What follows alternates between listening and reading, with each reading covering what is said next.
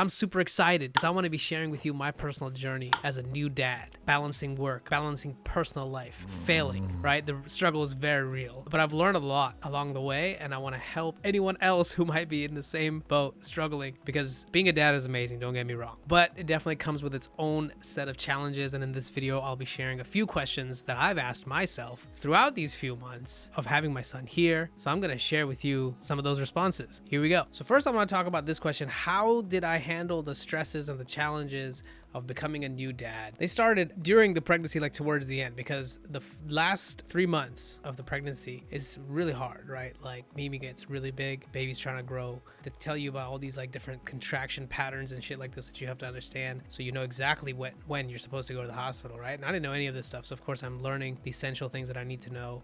But man, it was tough, like getting ready for the baby to come. We were prepared, but we had no idea what we were preparing for until we actually had to go through the process of getting the baby out here. So that was obviously the first biggest challenge. And I think getting through that process, doing it together, having each other to support, it brought us really close together. And you know, it's a magical moment when your baby's born. Believe all the cliche things that people tell you, because when you experience them, you know, I mean, they become your reality and you truly understand why some of the things people say. It's profound, no doubt about it. But we got through it together. At first, it was really tough because I remember just coming home from the hospital and like having non-stop care for this baby around the clock, right? Because he's just a tiny little guy. And of course, there's certain things that always kind of keep you on your edge, especially with us being first-time parents. I remember like I was just super stressed. I'm not gonna lie, I was starting to smoke a little bit of weed, a little weaker strain, you know, because I was off of weed for like 6-7 months last year.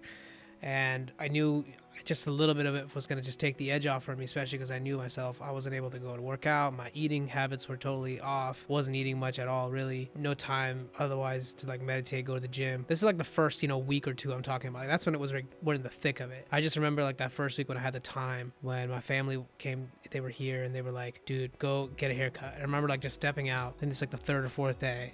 And I just remember having like that time to myself to think. I took a couple puffs of a pen. I was just like wow, like this has been huge. But I was just in like this fight or flight mode, because you know, up until like the point where the baby was born, like we had gone through a whole night of being awake, right? And now obviously we've had tons and tons of sleepless nights, and you know, irregular sleep patterns is just kind of like part of the deal. Okay, so the next question is, how do I maintain my relationship with my partner while also balancing the responsibilities of being a new dad? The one thing that I can speak to that was really important is it was really good that Mimi and I had a good foundation together, a baseline level of communication and understanding about our values. And we were expecting this, right? So we were preparing for it. We were getting our house ready. We were getting ourselves ready. And of course, we were also mentally trying to get ready, because our life was never going to be the same after he's born. And that actually has been true. That's exactly how it is. So we also were seeing that when this baby, he was here, we both kind of stepped into our roles almost by intuition. We weren't trying to figure everything out because we really didn't have even the brain power to figure stuff out. We just kind of were going with our gut feeling and tending to the baby however we needed to. And some of our communication over time was very nonverbal, especially in the moment. We were just intuitively doing things. But over time, we saw that we were both very busy with the kid and we didn't get as much time alone. And that became over time quite stressful. So after, you know, several months of just kind of trying to survive, going through the challenges, one of the things that we started doing that's really helpful is we have created a notes and a meeting kind of like running a business, where we track what we have to do for the house, for the baby, for our individual commitments and other things that we have going on. And then we also decided that we were going to spend the time every week to go outside together and individually. So we started a date night, and then we started a individual, like she gets to go have her day and I'll get to watch the baby. And this is actually getting better now because I can watch this kid. You know, before when he was super small, it's very hard to get him to separate from his mom. Even that's hard still now, but we're working through it. And that's one of the ways that we're making time for each other and balancing ourselves by having this baby. Because let me tell you, it's very easy to get lost in the sauce with having a kid. How was I going to be able to make time for myself and my personal interests while also being a dedicated father? So it's very hard for me, someone who's an ambitious person, to like not be able to do the things that I want to be doing to make myself have the best fucking day ever, but also like I want to be a part of my kid's life more than anything. So like it's been a challenge because there's definitely a lot of dragging days, and I'm also trying to make all this content for you guys on top of like being full-time in business and doing that all the time. You know, I have a very connected life to a screen, so you know, kids see that you're on the screen. Like my baby knows, like he knows what my phone is, he'll go and grab for it and all that stuff. But I'm still conversating with Mimi. I'm like negotiating timing between her. This is why we have our daily like kind of check-in with each other. So I guess all I'm trying to say is it's totally worth it to be a dad, because when I hold my baby, like I don't give a shit about anything else. All of my ambition kind of is there, but it's also like doesn't matter in that moment because I just want to be there fully with him. I don't think about anything else.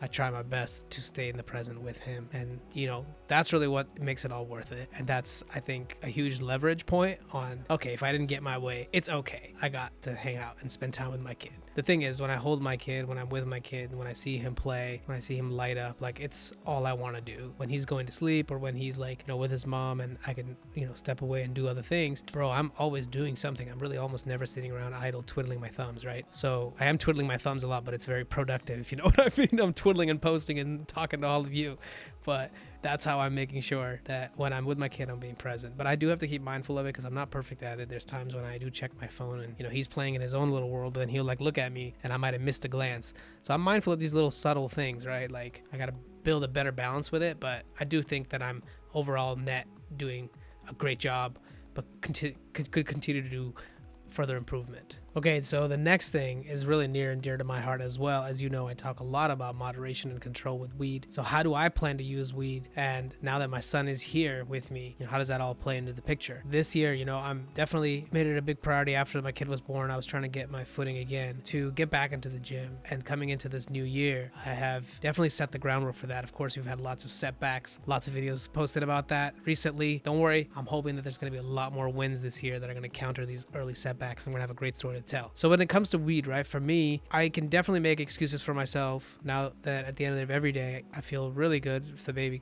goes to sleep, right? You're like, wow, we just had a great day with this kid. We got through it. It was tough. It was challenging. And all the other things that we have to manage. The house is not on fire. It's okay. You deserve it. Dad, go have a smoke. I could do that and I could just like check out. But here's the thing. You guys know me. I'm super ambitious. So I can't just like get high and check out because my own mind will eat me alive and it'll be a high mind that's eating me alive. So I don't do that. I'm still getting everything done. I think like I'm doing as much as I can, but I do allow myself to chill out at night and have a smoke. I don't like hold it against me because it's not my main priority. Like I don't think weed has that same grip on me anymore, just based on my actions and my own understandings. Like I don't always think about weed either because I'm so occupied with things. So it's nice right now for me to do it, but I have to keep this in check because I know that this is a pattern of a problem that I've had in the past. So it never really leaves you completely. And I think it comes down to self-awareness, which is really ultimately all I'm trying to continue to grow. I don't know if you can hear it, but the rain has just picked up and it's just amazing. It's like my favorite thing ever.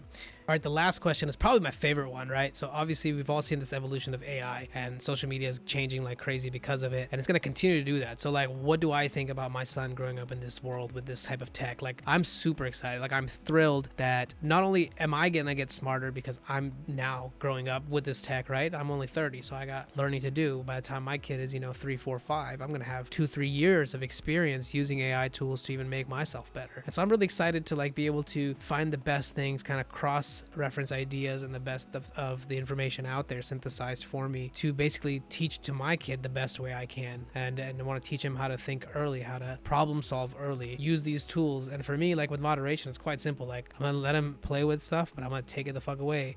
If he doesn't, if he wants to cry about it, that's fine. Like I'm gonna keep discipline. That's my hope. We'll see how it goes.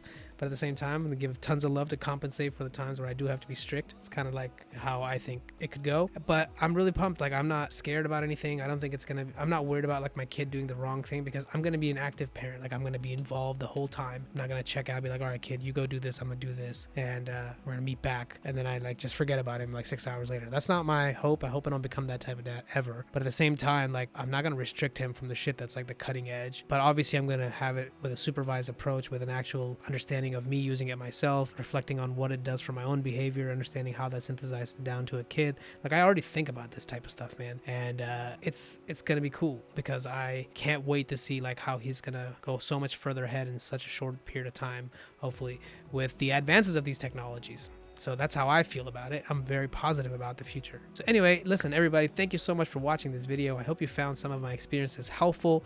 Remember, it's important to take care of yourself so that you're able to take care of your family.